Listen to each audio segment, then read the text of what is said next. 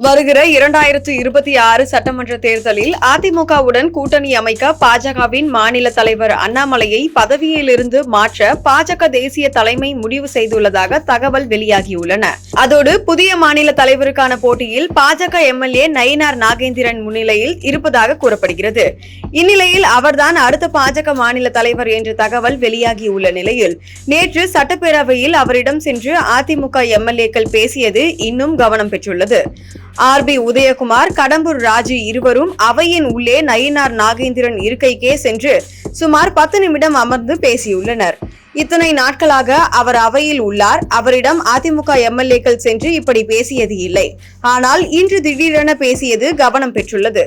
2023இல் அதிமுக பாஜக கூட்டணி உடைவதற்கான முக்கிய காரணங்களில் ஒன்றாக கருதப்படும் பாஜக தமிழக தலைவர் அண்ணாமலை, பாஜக தமிழக தலைவர் பதவியிலிருந்து அண்ணாமலை விலகலாம் என கட்சிக்கு நெருக்கமான வட்டார தகவல்கள் தெரிவிக்கின்றன. அண்ணாமலை இருந்தால் கூட்டணி அமைவது கஷ்டம் என்று டெல்லி இந்த முடிவை எடுக்கலாம் என்று கூறப்படுகிறது.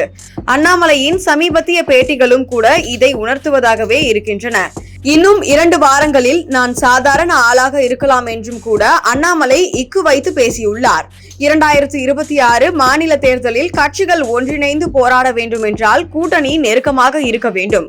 அது மட்டுமின்றி பாஜக மற்றும் அதிமுக ஆகிய இரு கட்சிகளின் முகமும் கவுண்டர் ஜாதியாக இருப்பதை பாஜக விரும்பவில்லை. அதுவே பாஜகவிற்கு வேறு சாதியை சேர்ந்தவர் தலைவராக இருந்தால் அது கூட்டணிக்கு இன்னும் வலு சேர்க்கும். முக்கியமாக தென்மண்டலத்தில் கூட்டணிக்கு பலம் தரும்.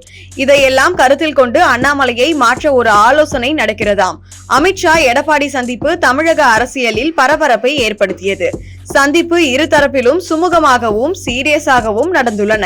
அதிமுக தொடர்பான விவகாரங்களில் எப்போதும் கடுகடுப்பாக இருக்கும் அமித்ஷா இந்த முறை இயல்பாக இருந்துள்ளார். தமிழ்நாட்டில் அதிமுக பாஜக கூட்டணி மட்டுமே திமுக கூட்டணியை வீழ்த்தும். வேறு கூட்டணியால் எதுவும் செய்ய முடியாது. சாதி ரீதியிலான 2 கட்சிகளும் கவுண்டர்கள் இருந்தால் அது கூட்டணிக்கு பலன் தராது. அதனால் தென் மாவட்டங்களில் குறிப்பிட்ட சாதி பிரிவை சேர்ந்த நயினார் நாகேந்திரன் வந்தால் அது பாஜகவிற்கும் பலன் தராது. மேலும் அதிமுக பாஜக கூட்டணிக்கும் பலன் என்பதால் அவரை தலைவராக டெல்லி ஆலோசனை செய்கிறதாம். தென் மாவட்டங்களில் சரிவே பாஜக அதிமுக கூட்டணியின் தோல்விக்கு முக்கிய காரணங்கள் ஆகும். அதோடு நயினார் நாகேந்திரன் அதிமுகவுடன் நட்பாக செல்லக்கூடியவர். இதன் காரணமாக தமிழ்நாடு பாஜக தலைவரான நயினார் நாகேந்திரன் நியமிக்கப்படலாம் என்று கூறப்படுகிறது.